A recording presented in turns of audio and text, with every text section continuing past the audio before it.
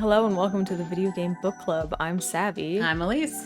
And this month we read Roadside Picnic by Arkady Boris Strugatsky. It's the inspiration for the film Stalker and the Stalker video games. Why is Stalker Stalker's an acronym in the game. Okay. What does it stand for? That's a great question. Let me look it up because I totally forget. Because reading the book and then we just watched the movie as well. Stalker. Stalker is just a title. And it's a word that the brothers got put into the Russian vocabulary. Yeah. Thanks to this book. They also wrote the screenplay for, or are credited with writing the screenplay for the movie. The 1979 movie. Which we also watched. Yes. So we'll be talking about both the games and the movie and the book that we read. Double feature. Okay. Stalker is a backronym for scavengers, trespassers, adventurers, loners, killers, explorers, and robbers. All great things. Oh, okay. Interessante. The back of the book says, Red SCHUHART is a stalker, one of those young rebels who are compelled in spite of extreme danger to venture illegally into the zone to collect the mysterious artifacts that the alien visitors left scattered around. His life is dominated by the place and the thriving black market in the alien products. But when he and his friend, is it Kirill? Kirill? Kirill is how you say it? Yeah. He's Russian. Go into the zone together to pick up a full empty. Something goes wrong. And the news he gets from his girlfriend upon his return makes it inevitable that he'll keep going back into the zone again and again until he finds the answer to all of his problems. First published in 1972, Roadside Picnic is still widely regarded as one of the greatest science fiction novels, despite the fact that it has been out of print in the United States for almost 30 years. Then how did we get this copy? This is a republished, It's the Chicago Review Press. Was it re-edited or something? Maybe. Retranslated version of it is the one we're reading. This authoritative new translation corrects many errors and omissions and has been supplemented with a foreword by Ursula K. Le Guin and a new afterword by Boris Strugatsky explaining the strange history of the novel's publication in Russia. Basically, they just wanted him to edit half the stuff out of the book. It was like a recent retranslation too. The cover of our book is actually from the movie. Yeah. It what's interesting about that scene is that's on the cover of, you see our three guys from the movie, which is like writer, professor, and Stalker. We don't ever find out their names. We don't know the Stalker's name, but we assume he's based on Red from this book, based on how he acts and who he's married to. And then the fact that his child is Monkey. Yeah. When does this get retranslated? So the translator for this one is Olena Bromatsenko. And the forward is in 2012. Okay. Yeah. 2012. Wow. So both the book, the games, all three of them, which is Stalker, Shadow of Chernobyl, Stalker Clear Sky, Stalker Call of Pripyat, and soon to be Stalker 2. That's finally coming out. It was delayed for obvious sad reasons. Because of Chernobyl? Because of the Ukraine and Russian war.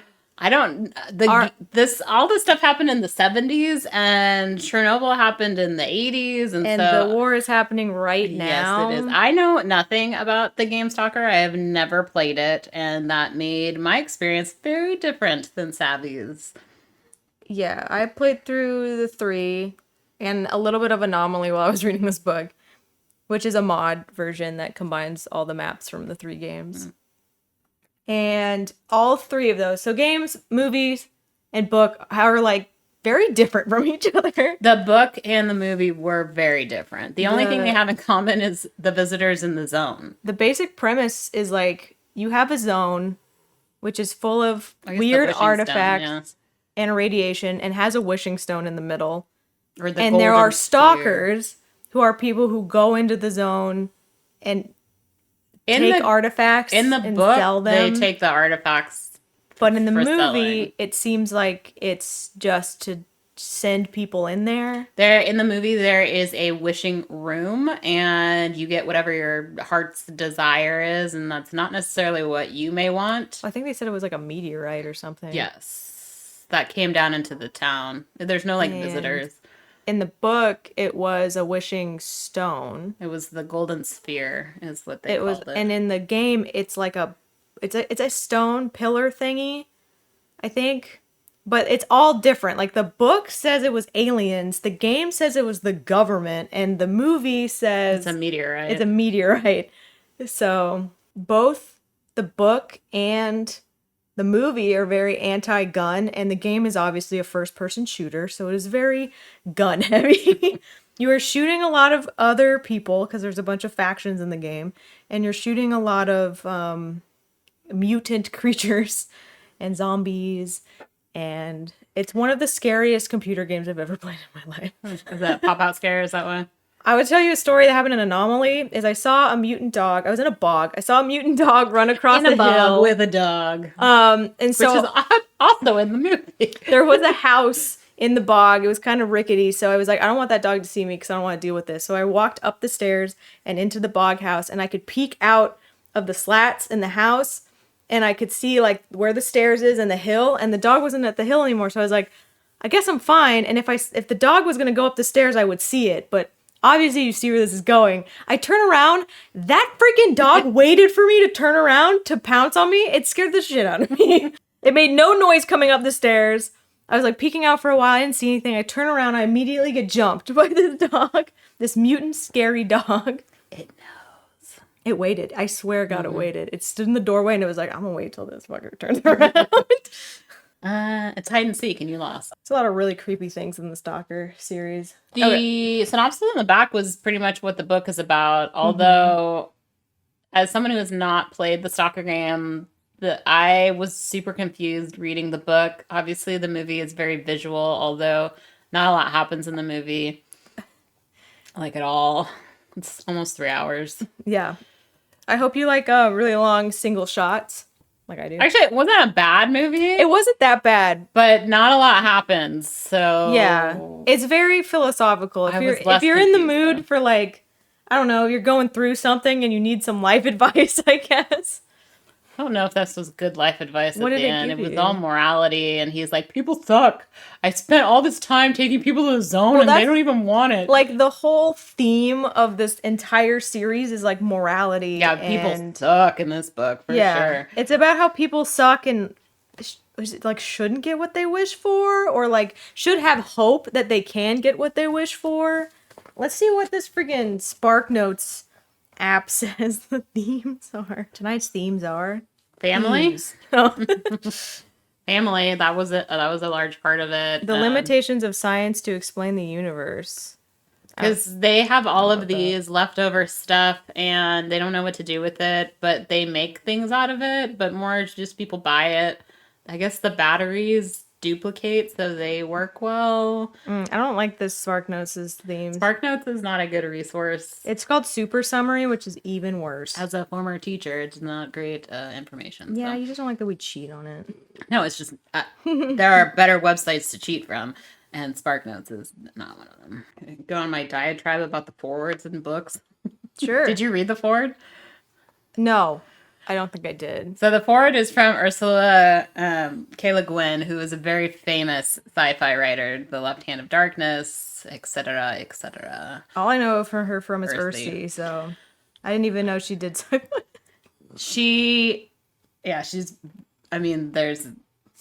There's a whole award named after her, and so she writes the foreword of the book and talks about like how important this book is, and she talks a little bit about themes and that the advancement, and then it has the final promise of happiness free for everyone.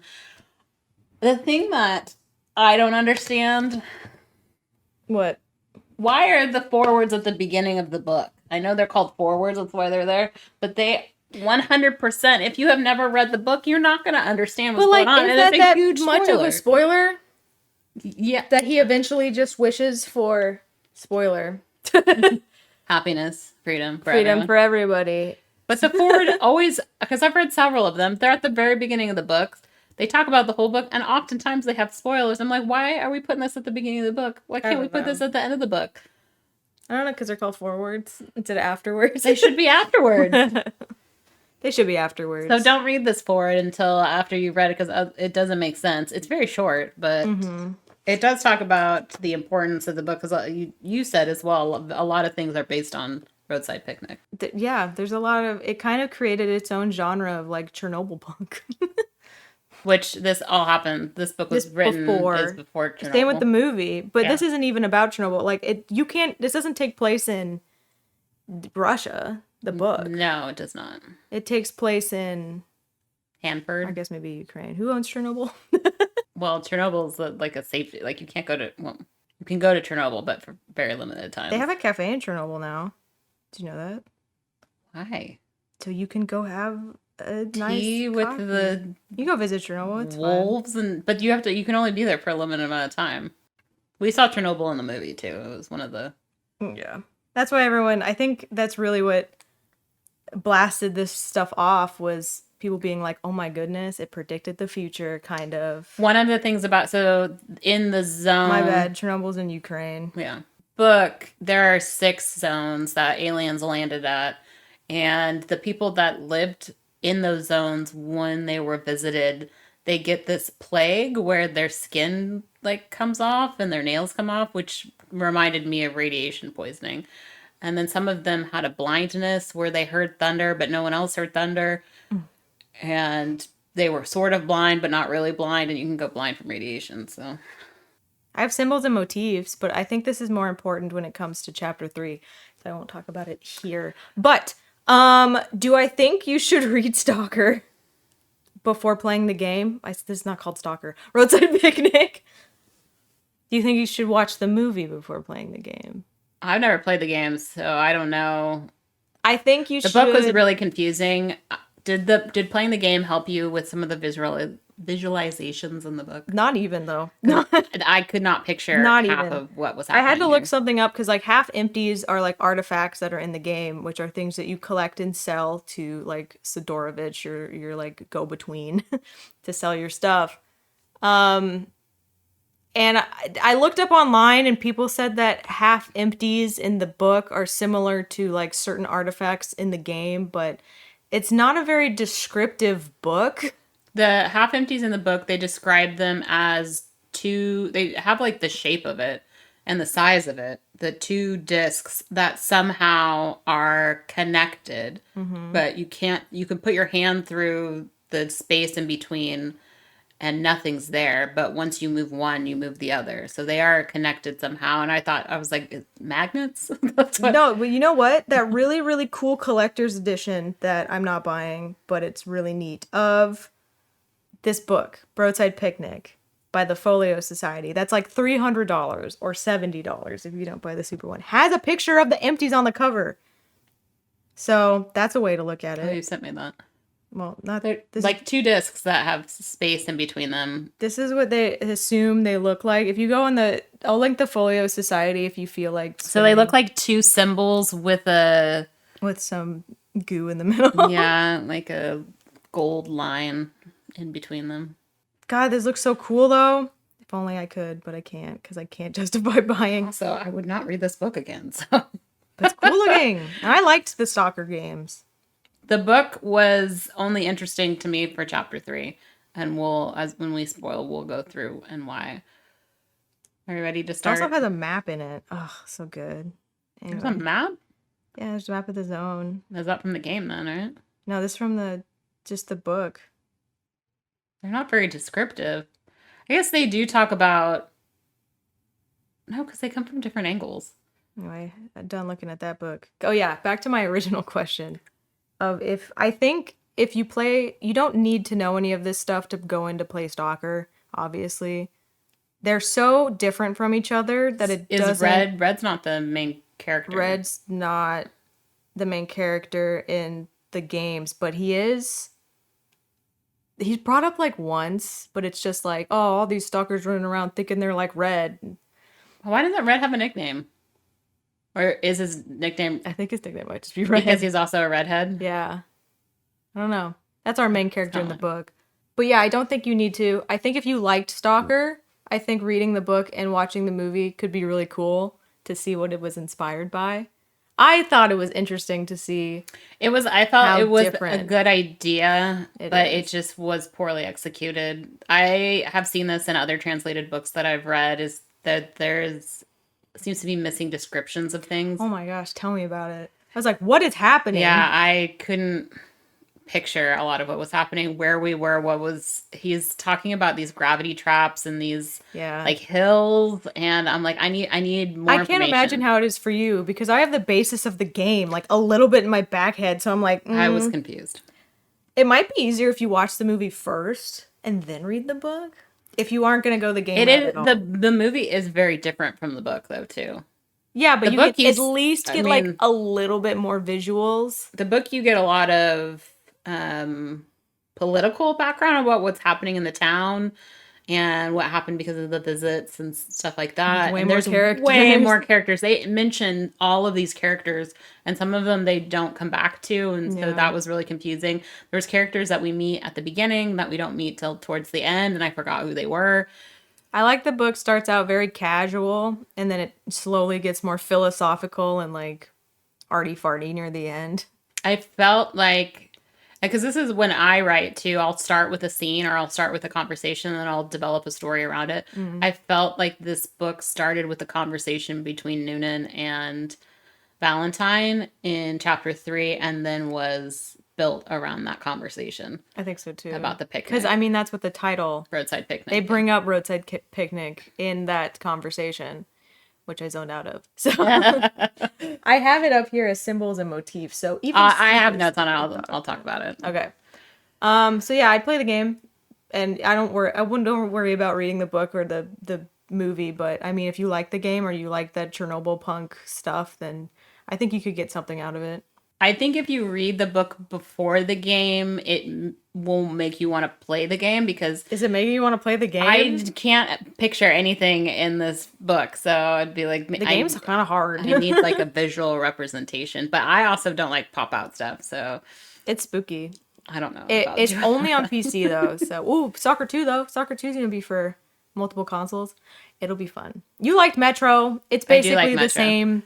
shiz. I liked, okay, Stalker is more like open world, so it's like Fallout, you know, where it's big open world and you run around and you do little quests for people, and you stop at your little space and you turn in your quests and stuff. I do have to say that I have read Metro 2033 and I liked it better than this one. So if you're gonna go for a Russian book, that video games. We'll talk about that later. Yeah, we'll get to that eventually. Anyway, I gave it 3 stars because I thought it was okay. I gave it 2. I would have given it 2.5 if I could have, shoulda, would have, but only because I really enjoyed chapter 3. The rest of it, the characters I did not like, and I was confused half the book. But. I liked how Kurt, the main guy, was, to be honest. He was super mean, and I kind of liked that. Yeah. He's going through his villain phase, that one. He was. He really did near the end. Several decades. He really did near the end when he had that morality thing, and I was like, oh, he's going through his villain phase. Villain phase. All right, we're going to spoil this whole book and movie, and I'm not going to spoil the games for you. Actually, I'm not. So don't worry. I'm just going to spoil the book. But it may have you... Because the twist in one, it's not worth me spoiling it for you. All right, let's get into it. We start with a quote from Robert Penn Warren. Goodness, ... Goodness. Goodness. You got to make it out of badness, because there isn't anything else to make it out of. I don't feel like that's true. I don't either. I don't believe you. What's his name? Robert? Robert. Yeah, Robert. Mr. Warren. Mr. Warren. I have qualms with that. But that's the struggle that Red has throughout this entire freaking thing. Yes. And that was a big thing in the movie, where the stalker only wants to bring good people into the zone. Well, he says that bad people straight up die in the zone. And that's why The there's zone can sense it, kind of like when you're on a horse. there is a scene in the movie where the guy has a gun and he's like, leave it. Yeah, and the whole And he like pushes it down in the water. It was weird. That guy was so weird. return to zone. Before we get to chapter 1, there is an excerpt from an interview with Dr. Valentine Pillman by a correspondent from the HARMONT radio after the former received the 19th something Nobel Prize in Physics. And this is where we get a slight introduction to the world that we're in and what's happening. He has something named after him. It's the Pillman Radiant. And Dr. Pillman's like, yeah, I didn't discover that. Some school kid did. And then some college professor talked about it. And then I wrote about it. And so it's named after me.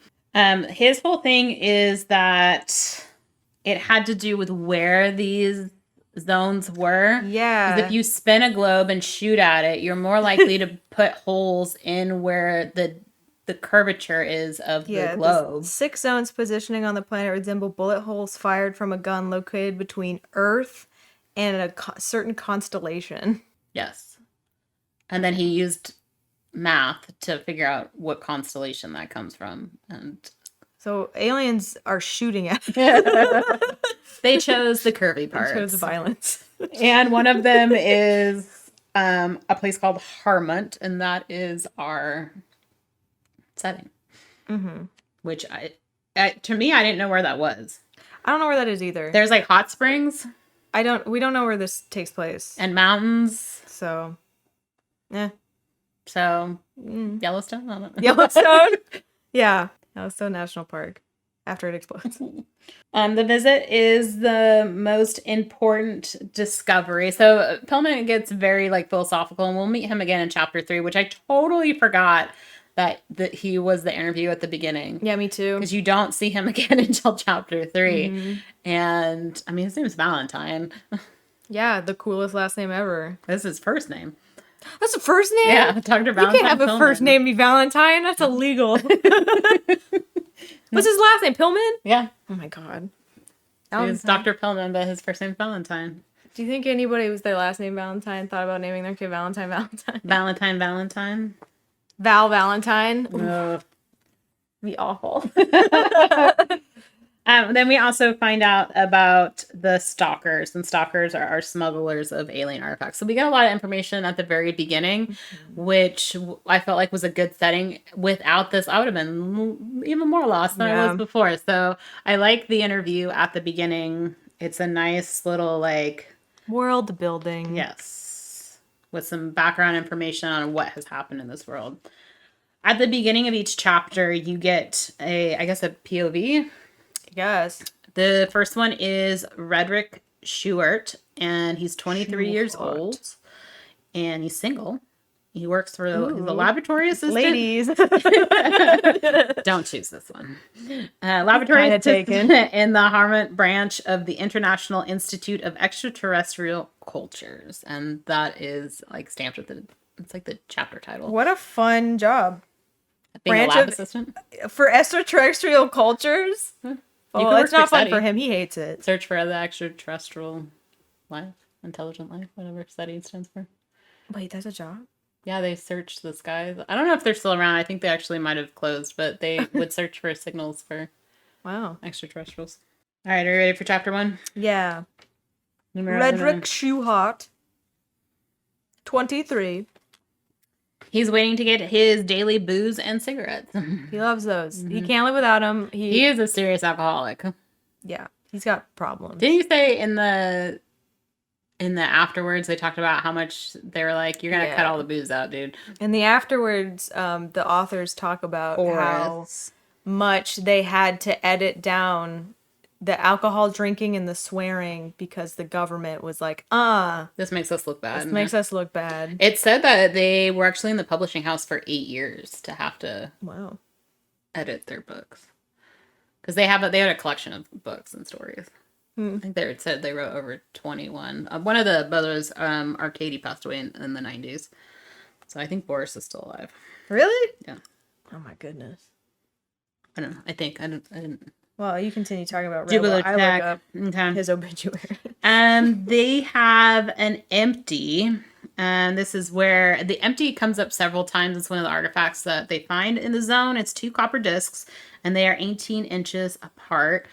I really thought that they were held together by magnets, but then Red has seen a full empty, and he tells a scientist, which is Kirill. I spelled it wrong. Kirill. He's a scientist, and he collects these empties. He doesn't know what they're for. He's trying to figure it out, and so Red's like, "Hey, I could get you a full one," and so he's like, "Yeah, let's do that." And then we hear that an empty that Red, which is REDRICK, could get $400 for from Ernest, and that he is a stalker. And I put Red is an elitist asshole. Boris died, by the way. Sorry. Oh. He died in 2012 when his book got. Oh. So maybe right before. Yeah. Okay. Anyway, continue. Sorry to bring the tragic news. Red is called into the chief of security's office, which is Captain Herzog. This was weird. This is so funny because, like, basically, he was like yelling at him for being in jail before or going into the zone, right? Herzog is like, "Are you up to your old tricks?" And he's like, he told the other guy, "Get me case 150," and then he let him go. He's like, "No." Well, yeah, because Red was jailed before for being a stalker and stealing artifacts and selling them. This is a different captain that doesn't like him. Yeah, everyone doesn't like him. He was jailed for 6 months for smuggling alien artifacts out of the zone. And then, so he's like, "Are you doing it again?" And Red's like, "Who snitched on me?" He's like, "I'm not going to tell you." Yeah, Captain Herzog just gives him a warning and he says, stop what you're doing. And so he knows that Red is taking stuff out, and he's like, "Knock it off." He has no proof. Then we find out that Red has been taking stuff out. Yeah, but like Red's like, "Who snitched on me?" The guy wouldn't tell him, obviously. Yeah. So, but then Red thought about it, and he was like, "I'm not being snitched on. Like they saw me, like the police or whatever." Well, him telling the lab guy was like, "All right, well, I'm gonna go get us passes. We're gonna go into the zone," and then he's like, "Oh, no, I can't go in the zone. They're watching me." So that's why. He originally was gonna not go into the zone with Kirill. He doesn't make it very long, so I don't have to remember his name. But he thinks about Kirill a lot. He does. Got to be Kirill. They bring up the vulture, and you don't find out who the vulture is until later. And then I have a quote: "No stalker, unless he's completely nuts, will go anywhere near the zone when he knows he's being watched." So he told this guy about a full empty and then was like, "Oh, I can't go. They're going to see me in there." Which, like, he's got, like, a job permit to go in there, so I don't see why not. Yeah. Whatever, Red. Next day, they're bringing in another lab assistant, and the guy has the passes, and so he's like, "Let's do it." And so Red is like, "Oh, I guess. I changed my mind. Yes. Changed my mind. I will go. For the glory," because he says he gets a bonus, so he gets money.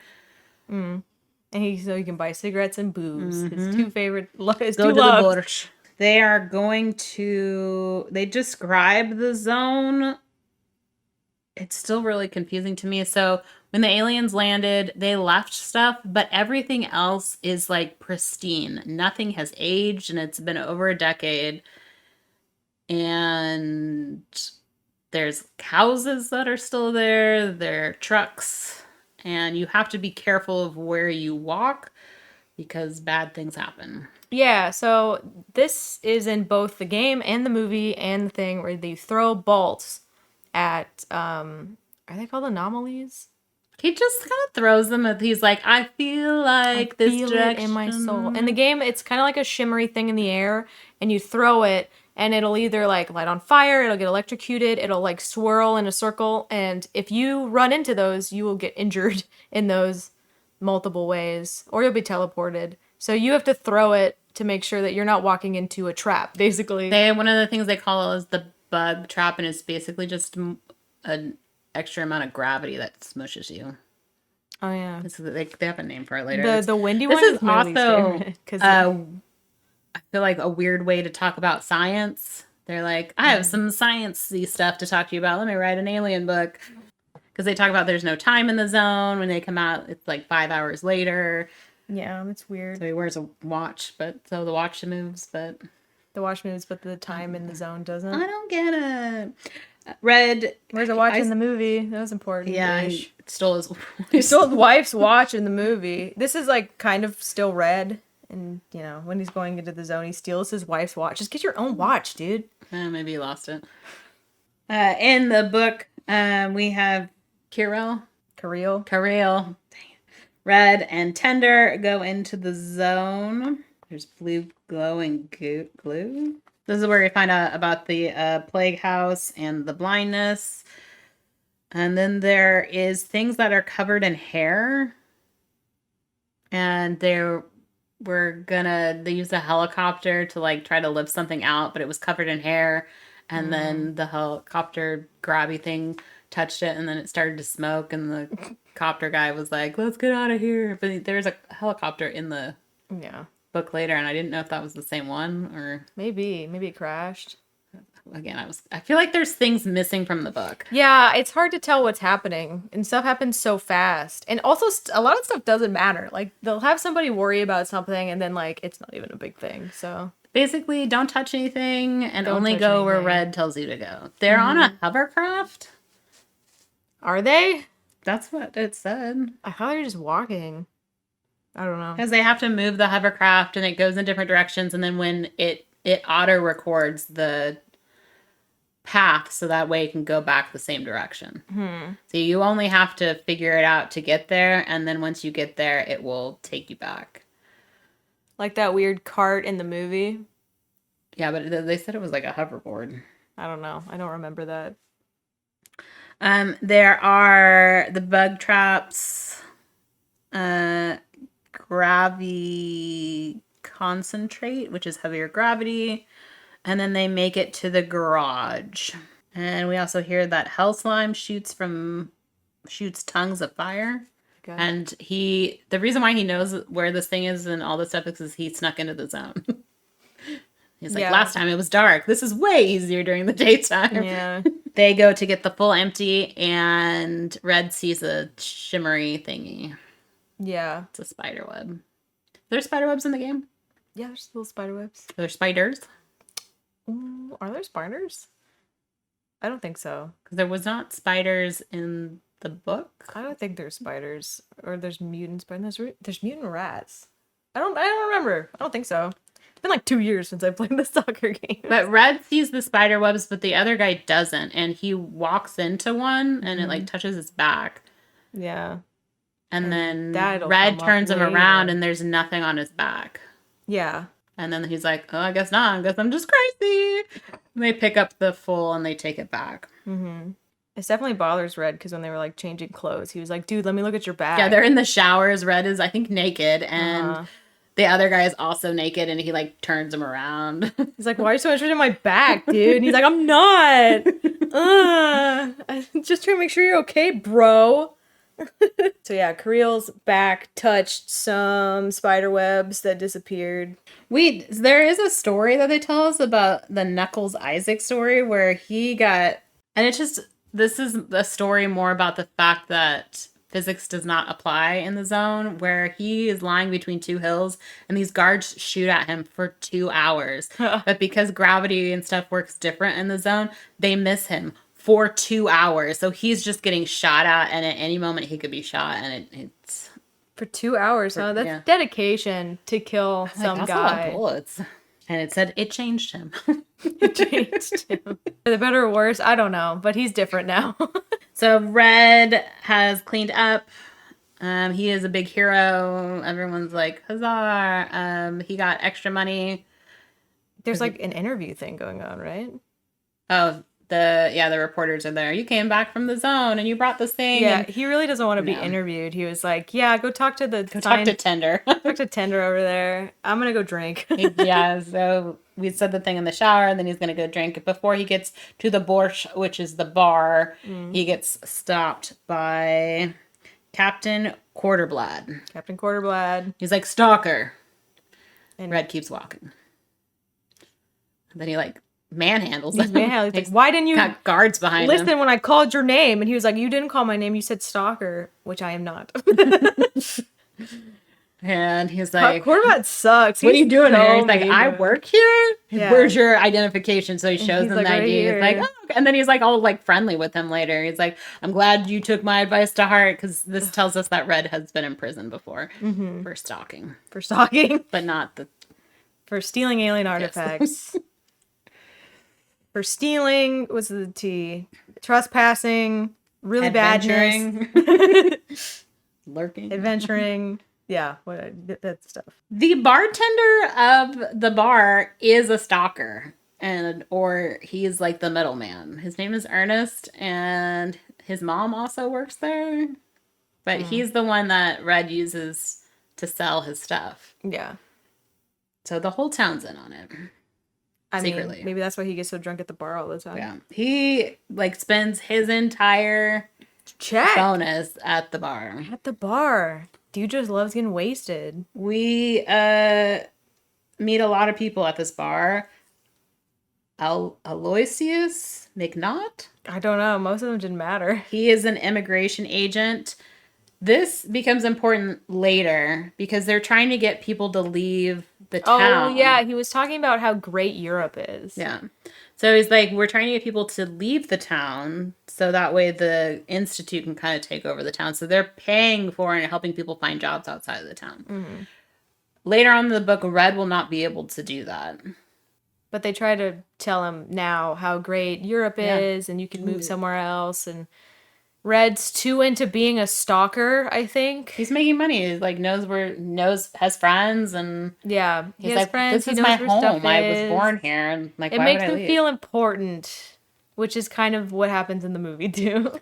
So later on, because I don't even think we're going to talk about this later on, we find out that people that have been in the zone, if they move to another town, they cause problems. Mm-hmm. Like people die, accidents happen, and so moving these people out of town was a really bad idea. Yeah, if you've been in the zone, you kind of get like cursed, irradiated. And your kids get like deformities. Mm-hmm.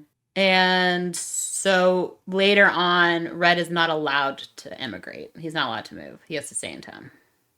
Which sucks for him. Opportunity. Do you think they make those people move back then? Probably not. I mean, they didn't. They're like, you already caused enough problems. You might as well this just stay here. town's doomed, so... we meet, is it Guttelin?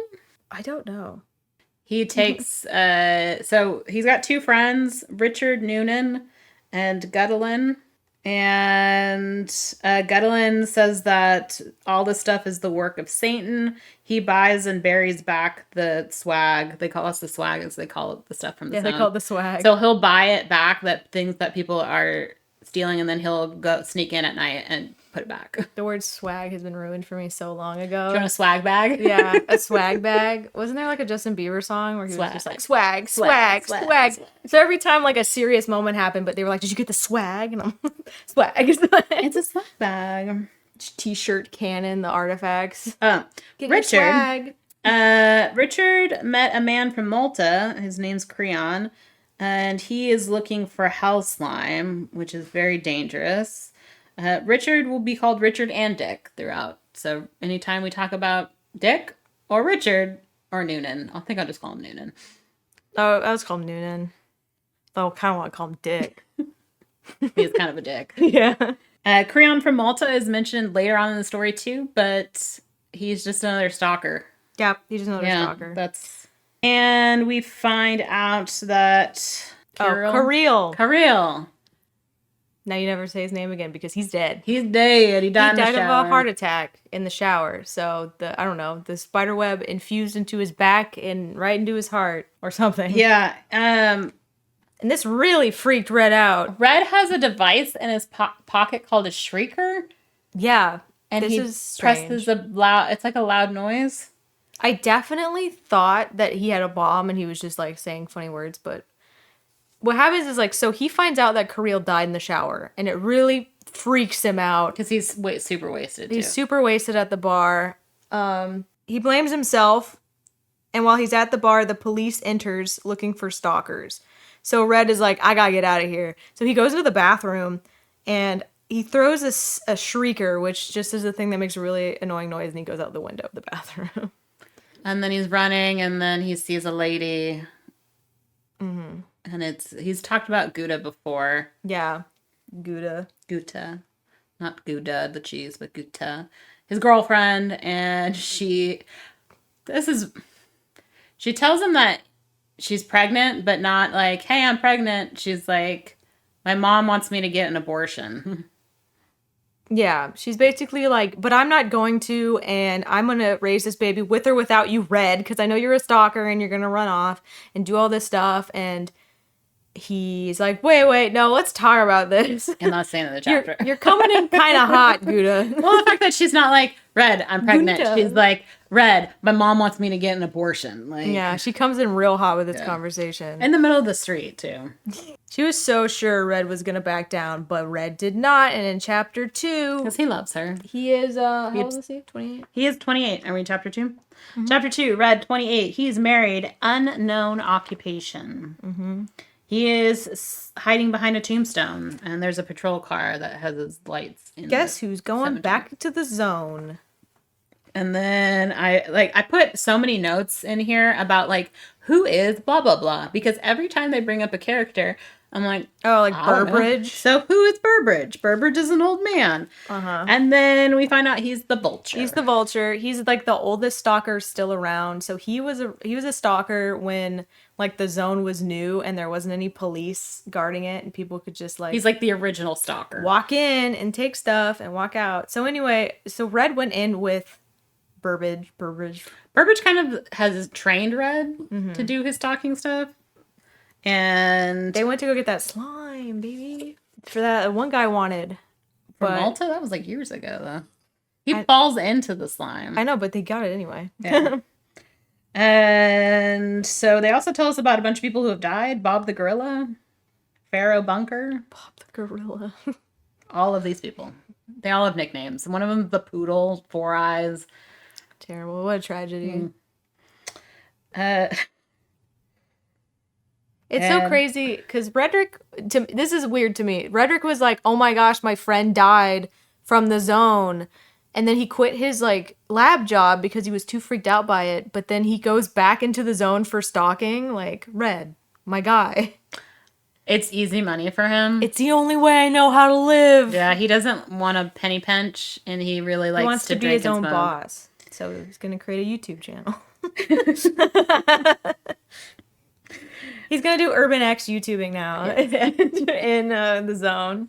Hey guys, Redrick here. Smash that like button. Subscribe. Red tells Burbridge, your own greed got you here. They were supposed to take the Maltese with him, but Red's like, I don't trust that guy. But you trust the vulture? I guess because you trained him. Well, he's been here. The guy's name is the Vulture. Yeah. He's seen a lot of people die. Burbridge is sitting by a tombstone because under his knees, he doesn't have any bones. Yeah, he stepped in slime, and it caused him to lose his bones in his... Both legs or one? Both legs. Both legs? Oh my god. Yeah, so he can't walk. And he's got to get carried by Redrick, and he's so like, don't leave me, Redrick. Please, don't leave me. But Redrick's like, I know if this was reversed, you would totally leave me. Burbridge keeps talking about the golden sphere. He knows where it is. Well, he's trying to convince him not to leave him because Burbridge Vulture is such a piece of shit that he's like, wait, I know. If you take me out of here, I'll tell you about a magical wishing stone in the middle of the thing. I feel like he's lying. I thought so too, but everyone else has heard about it. It's the magic wish. I think he actually did get his wish. Because he got all that money? But he gets that later. I know, but I still think it was his kids or something. Yeah. So the lore of the golden sphere is it gives you your heart's most desire. Yeah, it doesn't matter what you say to it. It's whatever in your heart you actually want. Mm-hmm. Like in the movie, a dude went there and his brother died on the way over.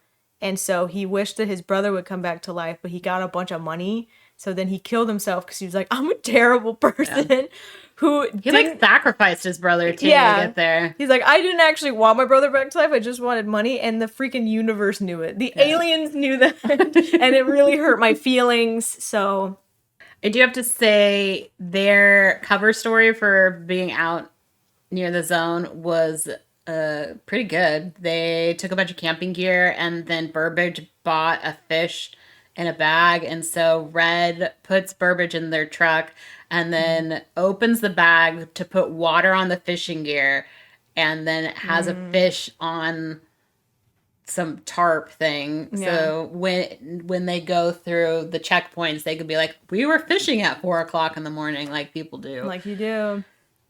Because like they spent a long time in this chapter freaking out over the like checkpoint. Because he doesn't have any Because legs. he doesn't have any legs. And he was like, what if somebody touches my legs? And he's like, don't worry. I'll scream real loud and nobody will want to touch my legs ever again. But Red still freaked out and he was like driving to the checkpoint and then he like did a 180 turn. He's like, I'm going to take all these Flip. crazy back roads. And Burbage is like, that's going to hurt my legs that don't have bones in it. Burbage is like dying. Yeah. So they take him to the secret stalker doctor. The butcher. Who likes to treat the weird stuff that happens to stalkers. And Red just kind of tells him, you're going to make him prosthesis. The doctor's so sure this guy's going to die. And he's like, nuh-uh, prosthesis. I also like the fact that he called his hospital.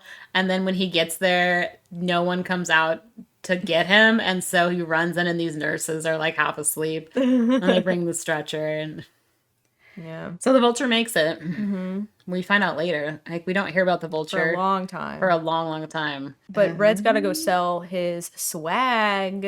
Before he does that, he goes back home and the super is there and is like, did you make this swing? And he was like, yeah. He's like, who told you to do that? Mm-hmm. He's like, I have a daughter and she likes to swing on it. Also, it was weird that he pulls up in the trunk and he finds a Swedish cigarette butt in the tire. And I didn't understand. I don't know why that was important. Did somebody take out their cigarette on his tire because they hate him? Or he picked it up in the zone and there was a Swedish cigarette He there? keeps picking up like cigarette butts and putting them in a box. Because he has a box of like 4 Swedish cigarettes. He's got a problem. And then Uncle Gutelin was there. And I was like, who's that? I'm like, oh, wait, that's the guy from the previous chapter who returns he was drunk. Oh. The neighbors are super nosy. They're scratching in the bathroom. Yeah, I don't even, they didn't even explain that. That's the monkey. Oh, okay. So, they don't explain this right away because you just think, he calls his daughter monkey because she, climbs on. Climbs on, yeah. It's a little daughter. I used to be called monkey. So, but it turns out that she's actually, because she's the daughter of a stalker, got like beady black eyes and fur and paws. So she's actually a monkey. Straight up a monkey. And she talks at the beginning though, but she loses speech later on. Yeah. She can talk a little bit. Because she tells her dad all about her day and all the stuff that happened. And there's a kitten with red eyes. Apparently scratching at the bathroom walls. And it's annoying the neighbors. See, I didn't even get that was the girl. I thought that was the uncle. And I was like, what is the uncle doing? I don't know. I was so confused. So this is part of his swag. He is going to take his stash to the hotel, but decides to stop off at the cafe. At the cafe, he runs into Richard Noonan, Dick. And Noonan is staying at the hotel and asks him to come back to the Institute. Yeah, and he's like, S2 doesn't have enough money for me to get my drink on and my cigs, so... No. He asks Noonan if he's looking for a stalker, and Noonan says that he has a job for Red and to come talk to him later. And Red is having like crazy hallucinations outside of the hotel. He is? Like the walls are moving, and he has like a panic attack. Oh. And so he's late for his meeting in room 874. He meets Hugh Raspy and Phil Boney. And they are going to buy the bracelets from him, part of his swag, that spin on their own. Yeah, so he's selling his stuff. There's like a weird ring that if you spin it, it keeps on spinning forever, which is kind of... It really freaked out that one guy, but like, does it really matter? Just take the ring off. Yeah. Freak. Or you can stop it. You just stop it. Yeah. Yeah. So he It's Newton's laws and all that. shows him all of the stuff that He's like, just don't tell anyone about these bracelets. He gives him like, the like "Alright." price sheet. They go into the other room, they talk on the phone, and they come back, and he's like, what the heck? But they want hell slime. He has to wait by the military phone research. every Friday from 9 to 9:30 for the next meetup. That was weird. They want photos because he brought a camera, but he left it, and He they forgot want a it. full container. He's really embarrassed about it. And he's like, oh, dang, I had to carry... Yeah, my bad, sorry. He told him that Vulture was out, not like what happened Yeah, to and he's him. like, he's dead. And he's like, no, he's just at the hospital. So they're like, yeah, so he's dead. Now, Red goes to see Dina, and she is the daughter of the Vulture, and he gives her a bunch of money, and... He's really pissed that he saved her dad. Yeah, she's like, you ruined it. Because the Vulture sucks. He basically beat his wife to death, but then, like, completely forgot that he did that. So he keeps talking about his wife. Remember when he was, like, dying? And he was like, I have a beautiful wife and kids. And his kids look nothing like him. Except for there's someone called the Gopher, and he's Dixon, and he has twisted legs and bloodshot eyes, and he gives him a glass. And I'm assuming... And then you don't hear about him that's his ever actual again. kid that he had with his wife that he beat to death. Probably, because he's a stalker. And these kids, I don't know, because he has 2 other children who are like gorgeous, you don't hear about the beautiful- lawyer kid until later. Yeah. So I'm like, I gorgeous, feel like there was beautiful an editing issue. Yeah. 2 other guys, and Dina and Was it Alex or I don't remember. We'll And get there. so that's why I was like, in maybe he chapter 4. wished for like better kids or something when he went to the wishing stone. But then he has the Gopher, who Dixon we don't hear about ever again. No, we don't hear about him. So ever it's again. almost like she's just like they wrote him and then forgot that they wrote about him. the daughter thing is weird too, because Red's like, oh hubba. Red is in trouble, and then Has just has like relations with her later. He brings booze up. with her. Yeah, they drink. She's like sunbathing. He has relations with her? Yeah, he talked. I was like, I hate you, Red. Like what? They have sex later. They do? Yeah, When? he talks about it in like the last chapter. He did? Yep, it was like 2 sentences, like everything else in this book. Oh, I must have missed that. I was like, see, the good thing that Red had going for him is that he really loved his wife and his family. Mm-hmm. And then I was like, I'm out. Yeah, I figured that was where that was going, the way he talked about this Also, woman. you knew this girl since she was a little child. So gross, Red. We'll get to the It's like end. chapter 4. I wrote it down. I don't think I wrote what page it is. I figured that's where that was going, so I was kind of surprised Oh, when it's towards the beginning. it didn't happen. I said, when did he sleep with Dina? Yeah, Why? when did that happen? Anyway, what else happened after he talked to Dina, his mistress? I don't think they slept together then. I think that was later because she's still kind of a kid. She's like a teenager. Dina calls him Red an idiot and a redhead. Like, redhead's an insult, I guess. Maybe if you're like in South Park or something. I don't know. Is that where we're at? Maybe. Red way those kids are like that? Red goes to the borscht. They're all stalker He children. is not doing well. Ernest, who is the bartender, takes him to the back where, surprise, surprise, Captain Quarterbland is there. And, of course, Red has his briefcase on him, which has all of his stuff. Oh, your Redrick did do that. Sorry to shit on Redrick. Chapter 4. Chapter 4. Redrick, because he's talking to Alex, which is the brother. Yes. That we don't know about from who's a lawyer. He says thinking about it was repellent, and Because he talks about that she's is like he a talking vapid about doll. him? Are you talking about Alex sleeping with his own sister? No, I'm talking about the vulture. Oh. Yeah, he's like, please take me, Mr. SCHUHART. This is Alex. I only had others, but I only want to go with you. You know the others are no good. There's father, and he can't do it anymore. Redrick forced himself to cut his memory short. Thinking about it was repellent, and maybe that is why he started thinking about Arthur's sister and about how he'd slept with this Dina, slept with her sober, slept with her drunk, and how every single time it had been a disappointment. So maybe, yeah, Redrick. Boo. Boo! So anyways, back to chapter 2. Ernest takes him to the back of the bar, and Captain Quarterbland from the previous chapter, who was like, Stalker. He knew he was Stalker. not. Get out of here, Stalker! Yeah. He has Red patted down. Then he takes the briefcase, which of course has all the swag in it. And Red is not doing well. And He's had a hard day. His friend lost his legs, which he hates that guy, so it's not really his friend. And then he like hallucinates. And so he like drops to the ground and he knows that there's a trap door down there and he goes through it and it's an elaborate room that he's able to hide and then go through a window. And there's a phone booth in the outskirts of town and he hides his swag there and he makes a phone call. He calls Raspy, who he just met with and sold the swag to, and tells him that he's going to turn himself in and that he needs to give money to his wife. He needs to take care of his wife because he's got the goods. Well, he's pretty sure he's going to jail. He's well, pretty yeah, sure he's going to turn himself in. Yeah, but like, isn't it beforehand? He like knows that somebody ratted him out. Well, because he meets Quarterbland. Yeah. And that's what he's like, oh crap. Because he's got the swag on him. Yeah, Quarterbland forced him to like give him all of his money, basically. Yeah. He had his goons like shut the door and pat him down and take all of his money, and then so he's got to call that dude and tell him where he hid the slime, because he was afraid that the slime was going to be used for military research, because it is, but he doesn't care anymore. He's about to go to jail. And then we cut to chapter 3. Chapter 3 starts with Richard Noonan. So Dick. Wait.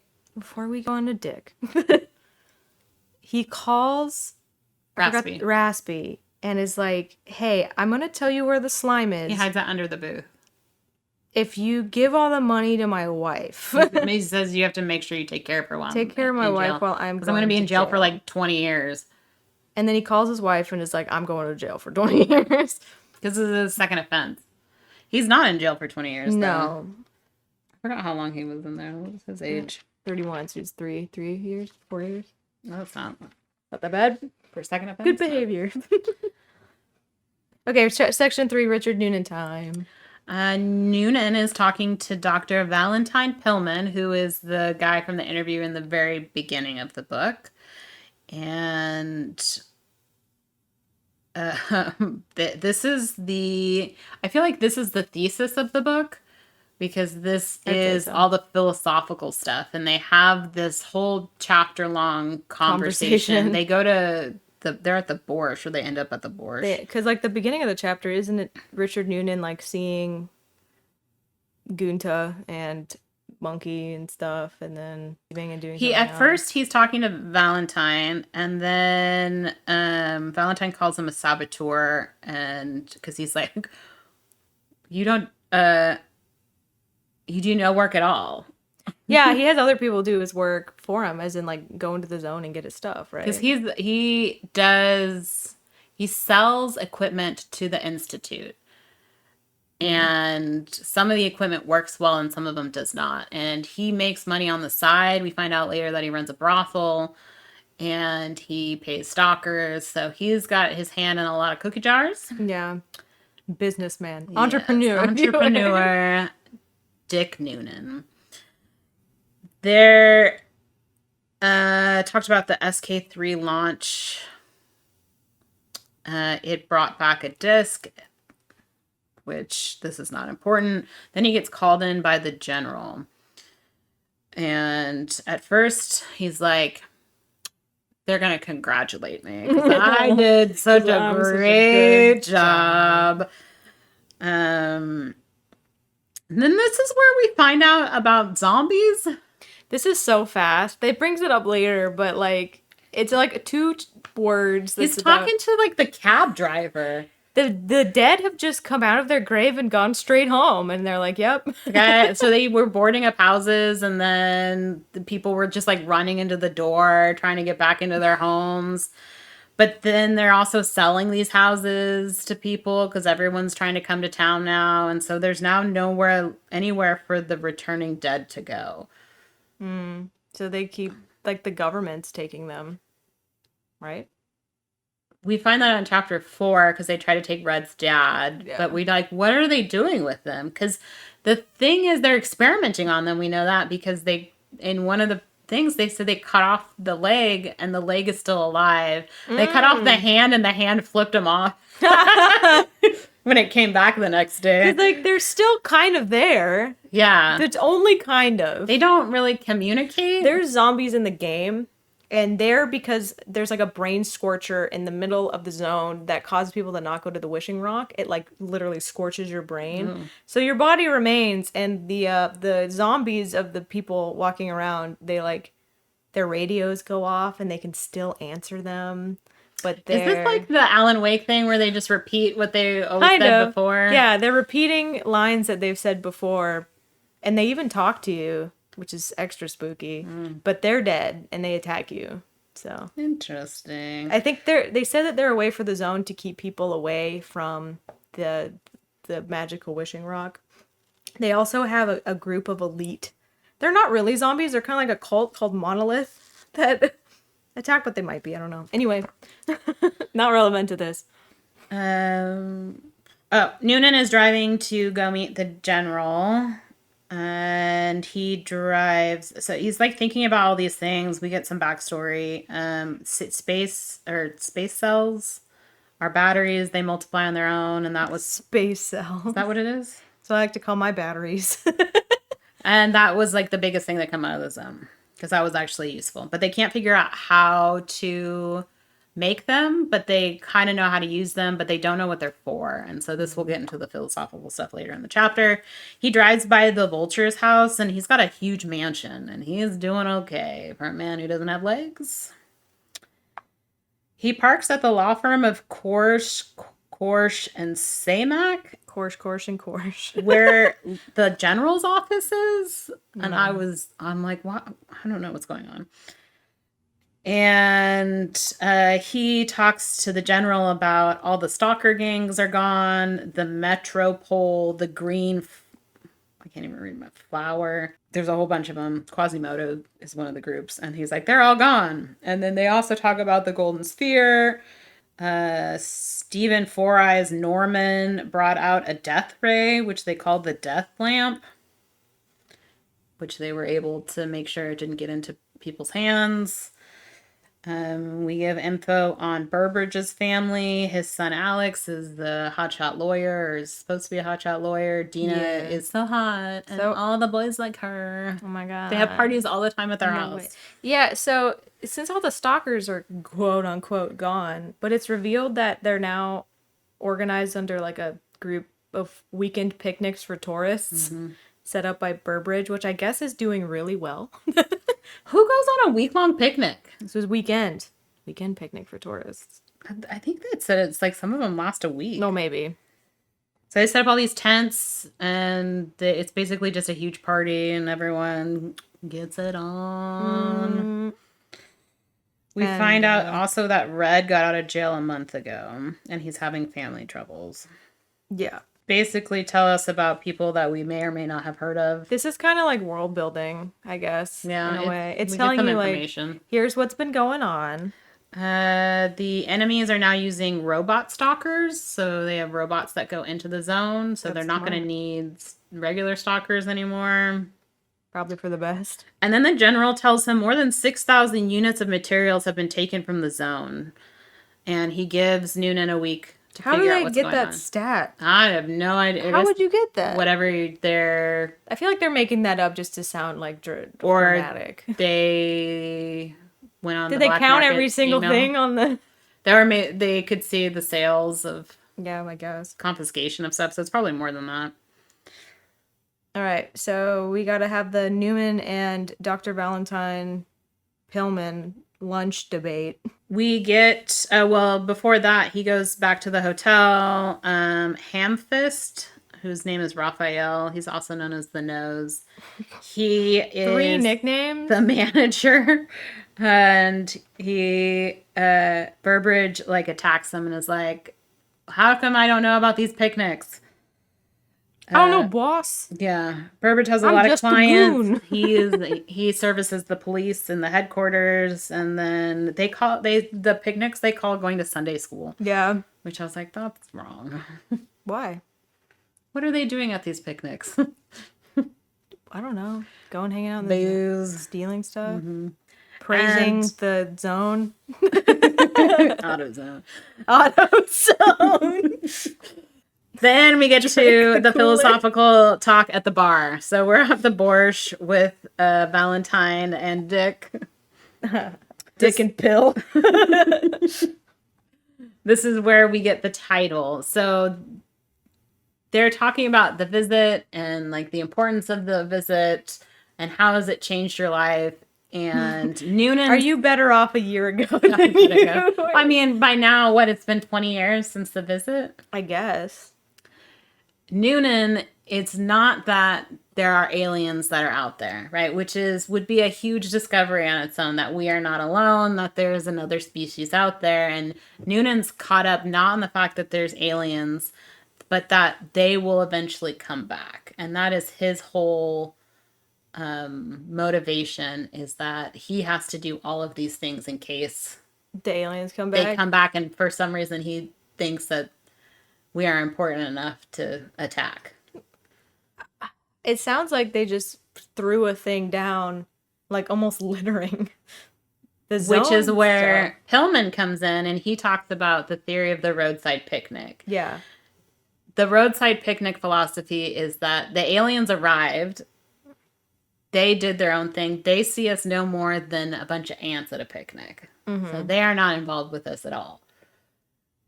And we are insignificant. They just arrived and left trash behind.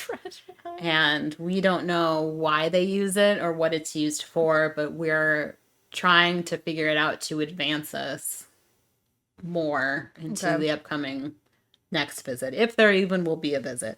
So Pillman is very philosophical about it. This is the part of the book that I liked. Or there's an alternative theory, which is the zones are laboratories in which we wander in and the aliens watch us. Oh, interesting. To see what we will do. Because in the games, the zones, like the whole zone explosion was like a government scientist disaster conspiracy thing.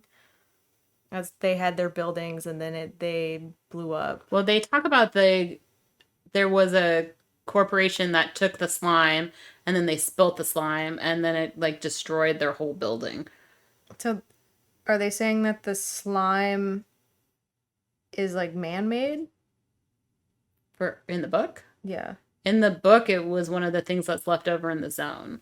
Because there's a couple times in the book where Red sees a being, and it's not very descriptive, but he sees it when he's driving the vulture out, and he like stops in the road and he stops because he doesn't want to move because he thinks it's going to see him.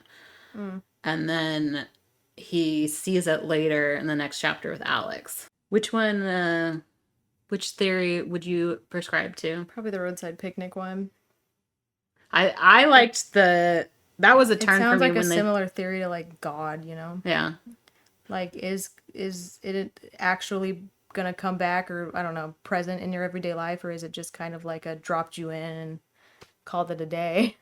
Well, there are several theories as well that we have created civilizations in the past, and there's been events that basically restart, and we have to restart civilization. So we're just constantly repeating. We're building the same technologies, but it takes us like millennia to do. So we end up like the pyramids were built by a civilization that was advanced like us. You see hieroglyphics and stuff that look like they're helicopters and things like that. The things from the past that we've made before. We're just repeating the process. What do you follow? I like that there's also a theory that aliens are actually us from the future. I love that. I liked that the aliens are studying us, where they set up this thing to see what we would do. I was like, that'd be clever. It was like, that's the rat maze, right? They set up the maze in the zone, and then they watch what path we take. Throw in our nuts and bolts. Yeah. Slime is colloidal gas, and that's also where we hear that a company took out this slime in a porcelain canister, but when they put it into a different, like a metal jar or metal container, it flooded the whole laboratory, and so that laboratory is gone. And this is also where we hear about people who were in the zone or were in the town when the visit happened and they moved to other places, they caused accidents. So wherever you go, there's bad things that happen. I'm like, also, that could also sound like racist propaganda, where they don't want these people who, some of them had their skin slushed off, like going into other towns because they're contaminated. Are they really contaminated, or is that just propaganda? We hear about the experiments with the zombies, where they cut off the leg, but it keeps living. I was like, why are they cutting off legs? Just to see where it goes. He gets Pillman really drunk. He takes him home to his wife, and they have like another visitor coming to see them. And then Noonan takes off and goes to go see Red. Because Red has just gotten out like a month ago. When he goes to Red's house, Red has a visitor, but he ends up hanging out with Guta, and Monkey is there. And he's like scared of Monkey, although he's visited the wife several times since Red has been in prison. Yeah, Red keeps thinking that Richard's going after his wife. Red's dad is also there. We hear that before we heard Red's dad sucked. Yeah. He would come home, no one could talk until he like drank his vodka and ate his soup, and then he was fine. They can talk to him. And because he worked in the mill. When Red comes home from the zone, he takes a shower, but he has to like put his clothes, like they have to specially wash his clothes and do all of that stuff because he smells. So but like his dad used to work in the place where the zone is right now, right? Yeah, it was like a mill. Yeah. And so he equates that to him being in the zone. So he is like his father. His father's dead, living dead. Living dead. And they are drinking a lot, and they poured the dad a drink. The dad eventually... He's just kind of sitting there, like... They put the cup in the hand, and then eventually he, like, lifts the cup to his... Yeah.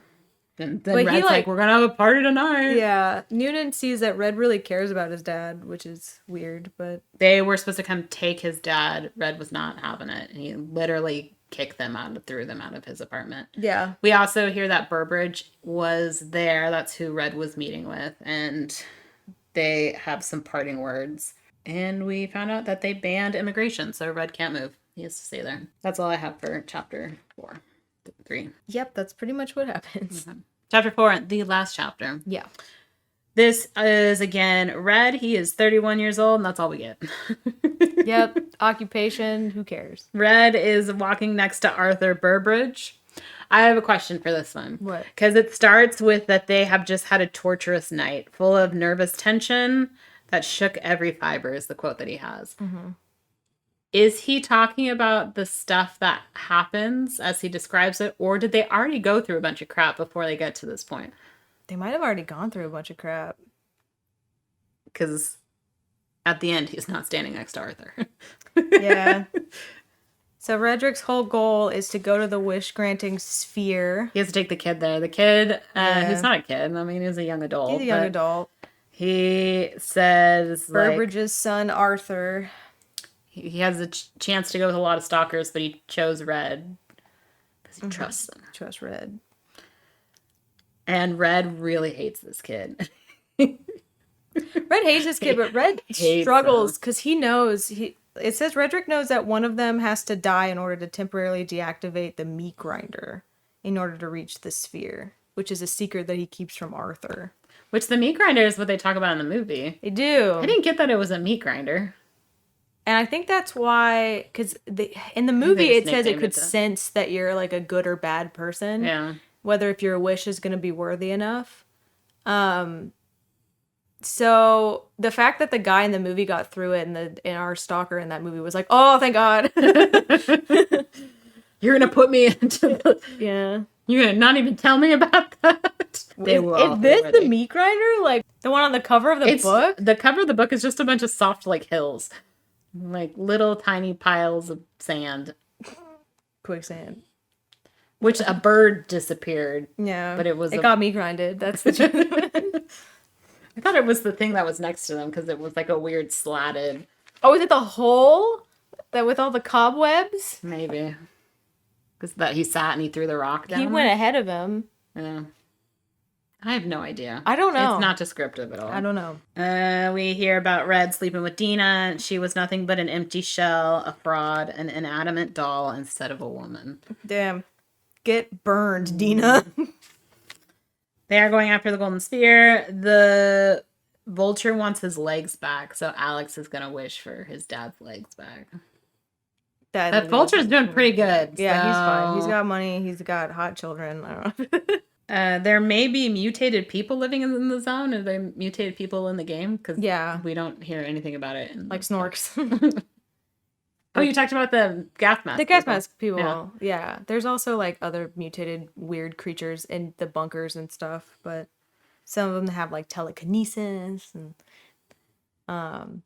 one of them makes this really annoying ear-piercing high-pitched noise, and then when you finally see it, it telekinesis you over to its face, and it scares it. There's no real telekinesis in the book, but in the movie at the end, his daughter pushes 3 water things. Telekinesis. You get telekinesis if you go to the zone. What if that was her way? Go on telekinesis. She went to the zone. Well, she's his own baby in a way. Yeah.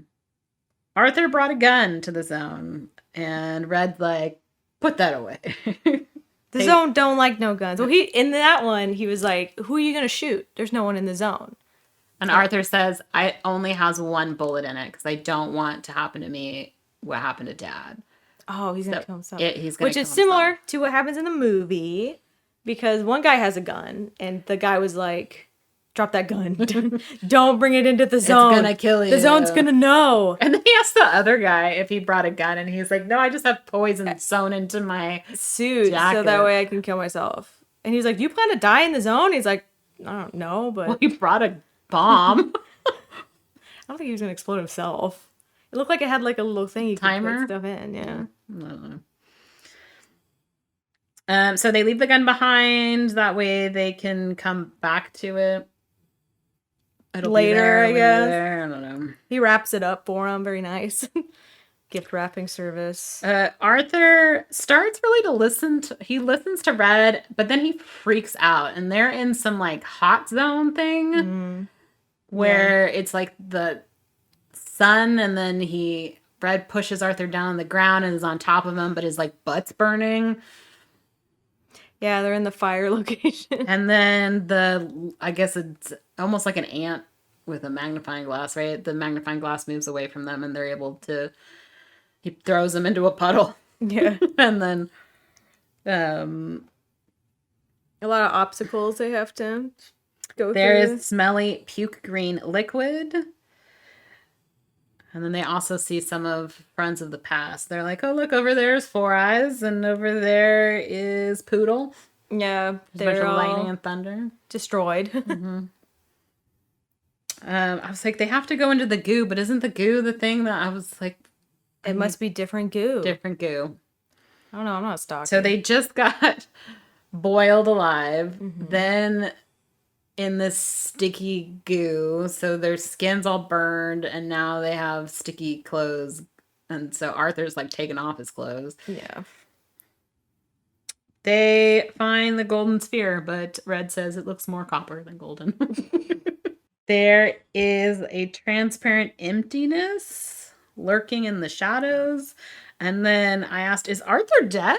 Because this is a thing that I had to read 3 times. Arthur rushes towards the spear, wishing for a better world. Because I think he talked to Red, and he was like, I'm going to wish for my dad to have legs. And he's like, you don't want that. And the spear will know that you don't want that. And he's like, you're right. I don't want that. So he's running towards the sphere, and he's like, I wish the world was better. And then this note said he gets savagely dispatched by the meat grinder. He gets like thrown in the air and twisted like a towel is what it says. Yeah, he's dead. But again, it's one of those things that I had to read like 3 times to be like... Right, because it says he got twisted like a towel, right? And then like, they're still talking about him like he's alive. But that dude's dead. Wow. And then Red casually walks to the sphere. He just takes some Saunders. Takes his time. He wishes for happiness, free, and to no one be forgotten. He takes so long. He just sits there next to the golden sphere for like a long time thinking about it, and like thinks about free will, and he has to figure out it can't be all bad, morality. Obviously he didn't get meat grinded, so maybe But also that's where it ends. We don't know if he comes out. We don't know what happens.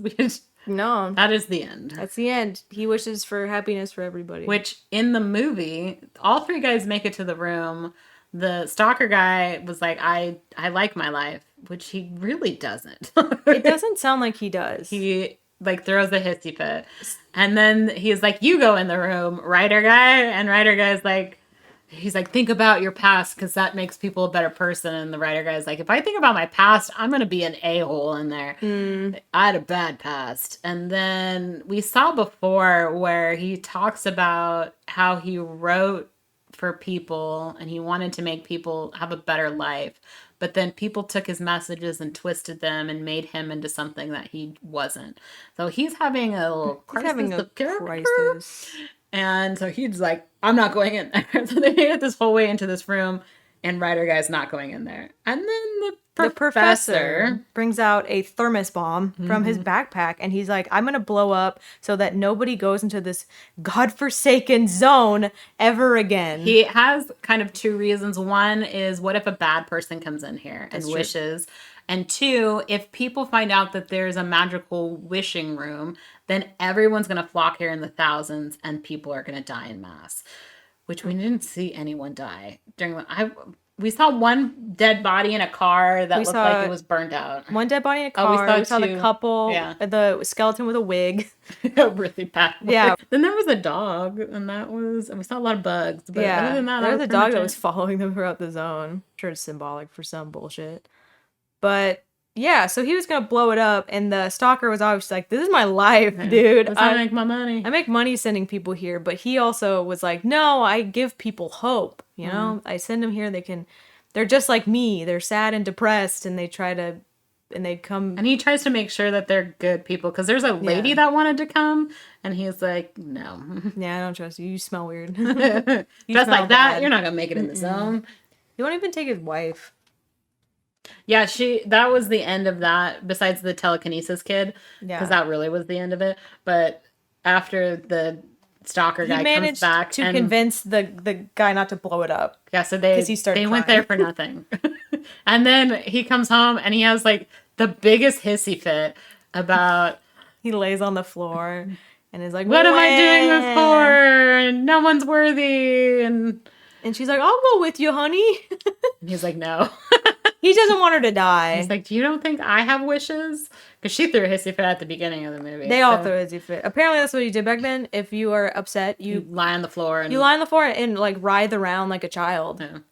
And then she at least put him to bed. He did not for her. He just left. So.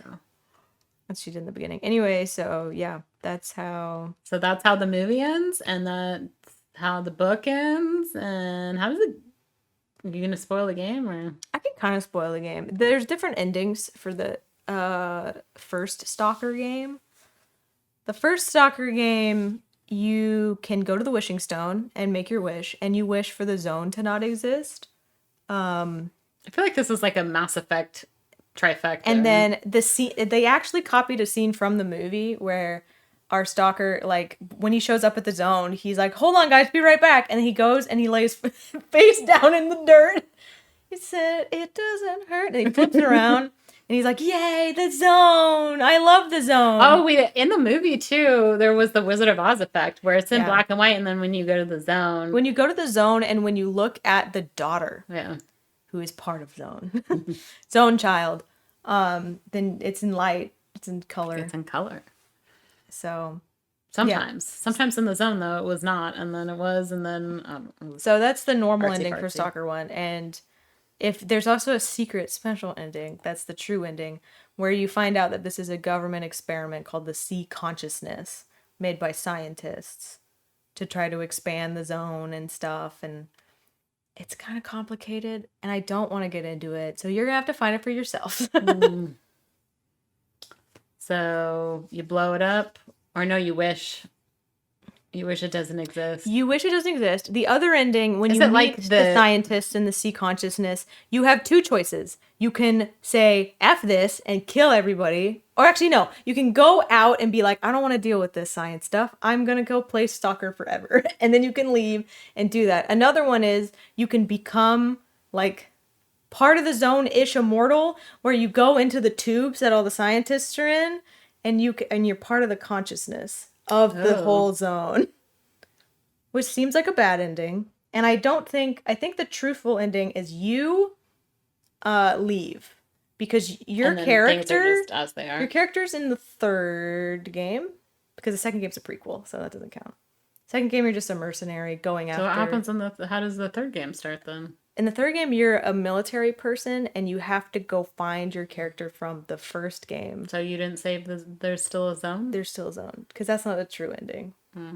So it's like the cave where she has that imagination where she comes out of the cave, and then in the British version of the movie The Cave, where those girls go in and they're spelunking and there's creatures in there.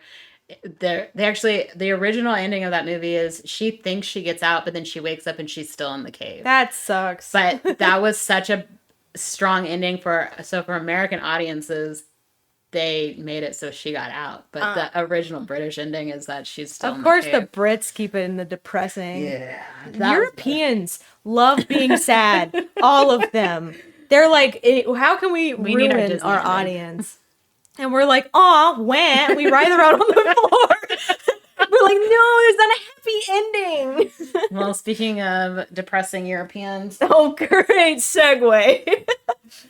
Next month, we have decided to dive into The Witcher. The Last Wish. This is The Last Wish. It's the first one, right? This is the story of Geralt.